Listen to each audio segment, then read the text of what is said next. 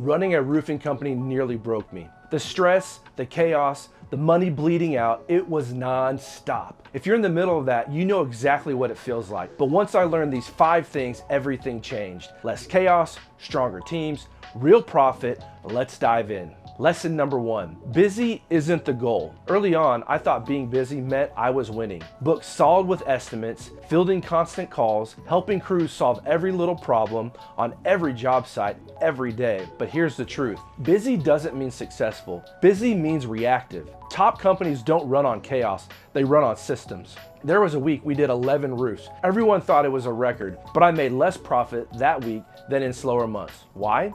Because I had no systems, no tracking, and too many moving parts. So how do you fix it? Audit your week. How many hours are spent on actual needle movers? Delegate anything you repeat twice. Build templates for estimates, job walks, and client updates. Being in control is more valuable than being everywhere. Lesson number 2, crews don't fail, systems do. Ever felt like your crews are making you look bad? Late starts, cutting corners, skipping cleanup, calling you every 5 minutes? I've been there. I used to blame the crews until I realized I was setting them up to fail. The problem? No written process, no checklist, no clarity on expectations, and most of the time, they were just trying to guess what I wanted. So what did I change? I created a 1-page install checklist for every job. The crew lead signs off when it's complete. Added a pre-install call and a morning text with job details. Results? Fewer calls, better quality, way fewer callbacks, and crews who finally respected the systems. If something keeps going wrong, it's not the crew, it's most likely the system. Lesson 3, customer service starts in the field. I used to think customer service was handled by the office staff, answering phones, handling complaints, scheduling follow-ups, but what I learned is customer experience starts with the crew and the rep. That's where the trust is won or lost. We had a homeowner give us a 1-star review one time, not because of the roof was perfect, but the crew blocked their driveway, left a soda can on the lawn, and nobody knocked before starting the work. So what did I change? Trained the crews to walk the jobs with the reps before and after. Implemented a customer checklist for the site. Office calls the homeowner at lunch to check in on the day of the install. Results? Reviews skyrocketed, referrals increased, and callbacks plummeted. Your brand isn't what you say, it's how you make people feel. Lesson number 4, track your numbers daily. Have you ever looked at your bank account and thought, wait, we've been working non-stop, why is there nothing left? Yeah, same here. Roofing companies often look busy, but they bleed profit when jobs aren't priced, managed, and tracked properly. The fix? Track every job's profit before it starts. Use a simple spreadsheet or a tool to update budget versus actual daily. Review materials, labor, and change orders in real time.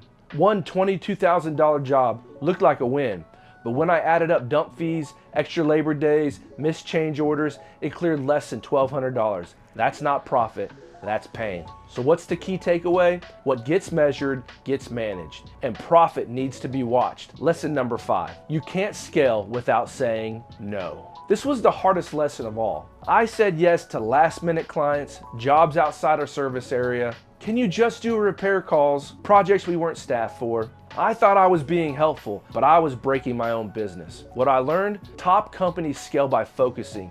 They get very clear on what types of jobs that they can take on. What zip codes do they serve? What's the minimum job size? Who are they not for? So some changes I made: set a service radius, minimum project price of $4,500. Said no to partial re-roofs and 1 square repairs. Results? Less chaos, more ideal clients, better margins, and happier team. If you want to grow, you have to protect your time, your team, and your standards. So here's the deal. Managing a roofing company doesn't have to feel like survival mode, but it will until you start running it like a business, not a reaction. Here are the 5 things that changed my business and my life. Busy isn't the goal, systems are.